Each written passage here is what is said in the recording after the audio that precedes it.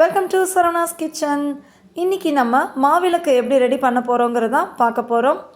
மாவு பச்சரிசி வாங்கியிருக்கேன், 2 கப்பு போல் எடுத்திருக்கேன்.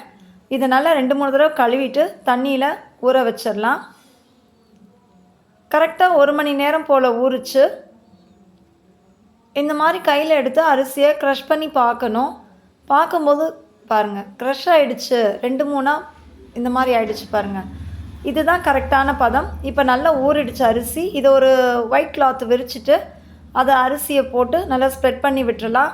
ஃபேன் காற்றுலேயே காய வச்சுக்கலாம், வெயிலில் காய வைக்க வேண்டியதில்லை. நான் ஃபேனை போட்டு விட்டுட்டேன், காயட்டும். 25 நிமிஷம் இல்லாட்டி அரை மணி நேரம் கழித்து நம்ம வந்து பார்க்கலாம். இப்போ பாருங்கள், கையில் இந்த மாதிரி பிடிச்சு பார்க்கும்போது 1-2 அரிசி தான் கையில் ஒட்டணும்.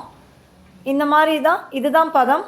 நம்மளோடது கரெக்டாக ஆறிடுச்சு. இப்போ இதை எடுத்து மிக்ஸி ஜாரில் போட்டு நல்லா பொடி பண்ணிக்கலாம். நான் கம்மியாக எடுத்துருக்கனால நான் மிக்ஸி ஜார்லேயே போட்டுட்டேன். நீங்கள் நிறைய அரைக்கிறீங்கன்னா மில்லில் கொடுத்து அரைச்சிக்கோங்க. இந்த மாதிரி அரைச்சிக்கலாம். நல்லா சாஃப்டாக வரணும். அது சாஃப்டாக சில நேரம் வராது, அதனால் கொஞ்சம் ஜலிச்சு எடுத்துக்கலாம். இந்த மாதிரி ஜலிச்சுக்கலாம். ஜலிக்கும் போது மேலே வந்து கொஞ்சம் குருணையாக நிற்கும். இது நமக்கு யூஸ் பண்ணக்கூடாது. இதை தனியாக ஒரு பிளேட்டில் போட்டுடலாம். இது கடைசியில் நம்ம மறுபடியும் அரைச்சிக்கலாம். இப்போ பாருங்கள், நான் அரைச்சிட்டேன், எல்லாத்தையும் போட்டாச்சு. இப்போ மறுபடியும் நம்ம குருணையாக எடுத்து வச்சுருந்தோம் பார்த்தீங்களா, அதையும் நான் மிக்ஸி ஜாரில் அரைச்சி எடுத்துட்டேன். திருப்பியும் 1 கப்பு அரிசிக்கு அரை கப்பு வெல்லம் சேர்க்கணும். நான் 2 கப்பு அரிசி எடுத்தனால 1 கப்பு வெல்லம் போட்டிருக்கேன். அதை நல்லா கரைச்சி விட்டுக்கலாம். ஏலக்காய் உள்ளே போட்டிருக்கேன். சுக்கு பொடி ஒரு அரை ஸ்பூன் அளவுக்கு போட்டிருக்கேன். நல்லா இந்த மாதிரி கரைச்சி விட்டுறணும். வெல்லம் நல்லா கரைஞ்சதுக்கப்புறம் இந்த மாதிரி ஊற்றிக்கணும். ஃபில்ட்ரு பண்ணி கொஞ்சம் கொஞ்சமாக ஊற்றணும். கரண்டியில் மிக்ஸ் பண்ணிக்கலாம், கை வச்சு மிக்ஸ் பண்ண முடியாது, சூடாக இருக்கும். இப்போ ஒரு 2 ஸ்பூன் அளவுக்கு நெய் சேர்த்துக்கலாம்.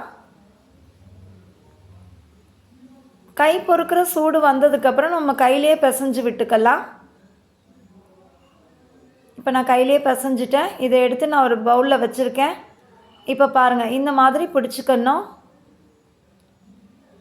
நீங்கள் கையில் எடுத்து ஒரு உருண்டை பிடிச்சிட்டு நடுவில் ஒரு ஹோல் வச்சிங்கனாலே அழகாக வந்துடும். இப்போ அதில் மஞ்சள், குங்குமம்.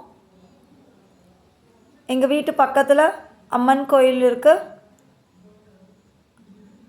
இன்றைக்கி ஆடிப்பூரம், அதனால் நான் இதை ரெடி பண்ணியிருக்கேன். மாவிளக்கு எடுத்து கொண்டு போய் கோயிலில் கொடுக்கலான்னு. இப்போ நெய் ஊற்றியாச்சு, திரி போட்டு விளக்கேற்றிடலாம்.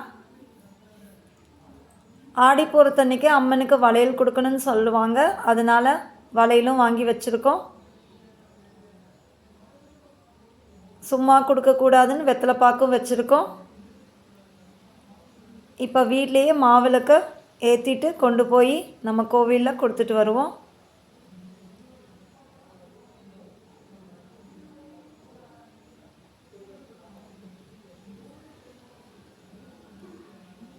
மாவிளக்கு ஏற்றியாச்சு. பாருங்கள், எவ்வளோ சிம்பிளாக சட்டுன்னு ரெடி பண்ணிட்டோன்னு. தேங்க்ஸ் ஃபார் வாட்சிங் திஸ் வீடியோ.